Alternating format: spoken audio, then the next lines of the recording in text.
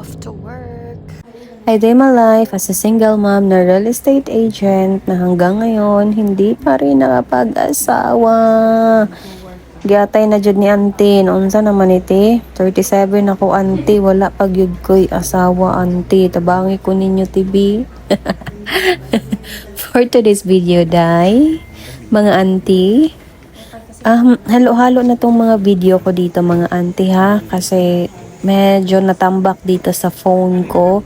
Ito mga nakaraang araw talaga kasi ang dami kong trabaho, ang daming ganap, tapos maulan pa. Ano siya, hindi ako masyado nakapag-video ng mga mahahaba. Tingnan nyo tong video ko, naka-portrait pa.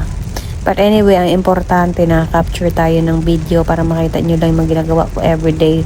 Mga auntie, so ito, gabi na, after work, normally umuwi ako talaga 5 or 6 para masundo ko yung anak ko, mga auntie. And then, hirap kasi minsan ang uwi ko dapat mga 9 before. Mga 9 talaga ang uwian ko. Ngayon kasi walang sundo yung anak ko. Ako na talaga yung sa morning, ako na yung naghahatid sundo. So medyo nahihirapan talaga ako sa time management ko. Nahihirapan akong pumenta ng bahay kasi yung oras nga, dapat morning ako lumalabas. But anyway, laban pa rin sa buhay mga auntie, no? So, eto, bili muna ako ng fruits bago tayo umuwi ng bahay kasi mahilig talaga akong kumain ng prutas. Kahit anong prutas. Mga auntie. Kahit anong prutas talaga yan. Mahilig talaga akong kumain. Ewan ko ba bakit.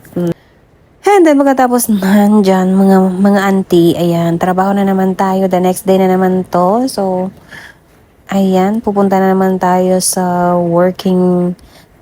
tawag dito, working place ko. And then after that, namalengke. The other day na to, day, mga auntie. So, namalengke ako kasi nag-crave ako ng mga isda. And ayan, since day off ko, yan, magluluto kami ng ulam. Yan, tinuruan ko yung anak ko kung paano maghimay ng mga gulay kasi gusto kong makatain ng marami kaya kailangan maggulay-gulay muna kami. So, ayan mga auntie ko, very maiksi lang yung videos natin today, pero marami pa ako dito mga ipang voice over. Yan lang mga auntie. Thank you so much. Bye-bye.